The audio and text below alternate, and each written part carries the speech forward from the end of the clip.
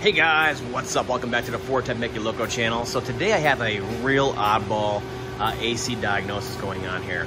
It's really odd. It's gonna kind of blow your mind. So it's a 2010 Navigator. He brought it in for a timing job and a bunch of other stuff. Had me replace the AC compressor based on a previous shop's diagnosis. The shaft seal was blown on there, leaking refrigerant, so good call on them. But the other part of this is the condenser is plugged on here. So I want to show you how I found that. So looking at this, these gauges right here are attached right now. So we're equalized basically 90 PSI or so, right? We're equalized between the high and the low side out here, okay? But look what our reading is on the actual AC pressure switch that's inside of there, 133 PSI. And this difference is gonna grow as the engine runs and it starts pumping through the system on here. And this can really trick you when you're diagnosing a system like this, where the Schraders are in different spots, all right? I'll show you what I'm talking about here. So let's go ahead and start it up, and I'll show you what I'm talking about. If you were doing regular AC pressure diagnosis, you would get this wrong. So just turned on, our low side's sucking down, great. Our high side's building a little bit. Not really too much though. Look at our pressures though. According to the AC pressure switch, we're at 420 PSI. And oh, it's cranking it. And now it's starting to drop. So our high side pressure is actually 384 PSI. But you wouldn't know it based on the manual gauges here. Look at that. 52 or so. That looks okay, maybe a little low. And this is only going to get worse as it runs more and more. Alright, so our high side here is way too low. I mean, it's hot actually, 150 to 250 easy right now already. You can see it's actually 374 PSI. So why is the gauge reading wrong? Alright, well I tried readings on both this gauge right here and over here, and they're both reading the same thing. But the vehicle is reading this. Alright? And you can see the longer it runs, the lower it gets on the gauges, and the lower it gets on the low side also. Alright, that's really loud. Let me turn that off.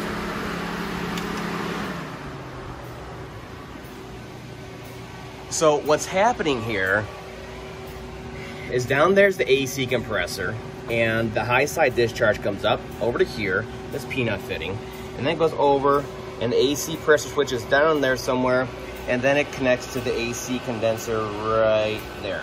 All right. So between this point and the AC compressor is where this little sensor's at. That's reading that crazy high pressure. All right. So basically what's happening is there's really high pressure from the AC compressor to the discharge line here, all the way into the condenser,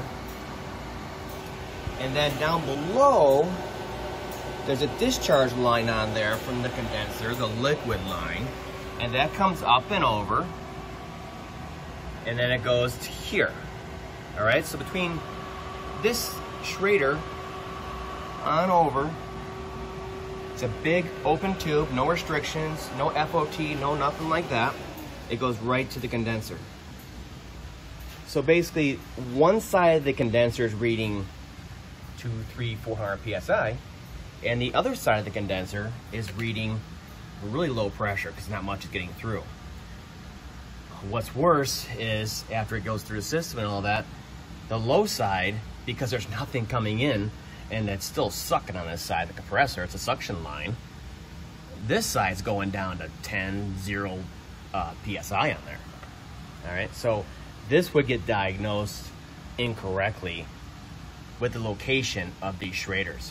All right, so if this Schrader was right here, connected right here, little port right there, off the AC compressor, we would have really high pressures on the high side and two lower pressures almost going negative on the low side, which obviously is restriction. That's very obvious. But the way the Schraders are set up on here, we're just seeing both sides really weird go down, down, down. 40 PSI over here, 10 PSI, 0 PSI over here. Really crazy pressures because of the location of the Schraders on here. So it's important, if you have multiple gauge sets, try different ones, make sure you're getting the same readings, okay? And I was. So I knew something else was going on. And then I checked the location of that sensor on there. It was right, it was before the condenser, before the restriction. And then I brought it up on the scan tool here, because it uses the high side switch for, you know, shutting the AC off if it's too high pressure, if the engine's overheating, etc., etc. But it also uses it for fan control. All right, so this is the high side pressure switch on here, pressure sensor. And that one was reading that, which all made sense. So that quick, by looking at a few gauges and kind of thinking, where's the location of the service ports on here in relation to the sensor, I found out the condenser itself down in there is actually plugged up on there. Pretty simple diagnosis. It's just gonna be costly in the end for this customer. The vehicle does have 230,000 miles on it, so everything's kind of failing on here. So I just want to share that with you guys. If you're diagnosing something like that and things don't seem right, or pressure readings don't seem right, take a second look at where your Schrader port connections are at, where your service ports are at, because it might be throwing off your diagnosis. For comparison, this is a 13 Expedition. I have an 11 Expedition over there. It's been an Expedition kind of week. So on this 13 Expedition, you can see our AC pressure switch on there, 96 PSI or so, and about the same thing over here, all right?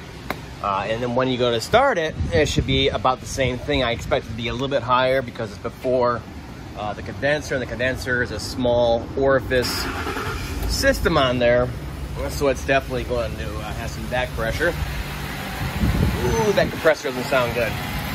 So you see it ramping up on there. The compressor's obviously on, okay? 190 or so. And there we go. So we have the good pressures on the low side. And like I said, after the condenser, after the big restriction, we're definitely going to be a bit lower. But we're definitely within range. This engine is cold right now. So 150 in the high side, cold, is perfect. Once it gets warmer, it might be 225, 250. Once it gets really smoking hot in the engine bay here, it does affect it. But you can see our readings are proper. But once you have a restriction in a condenser like that, between the two, that's where you get the wrong readings. So before, we had low and low.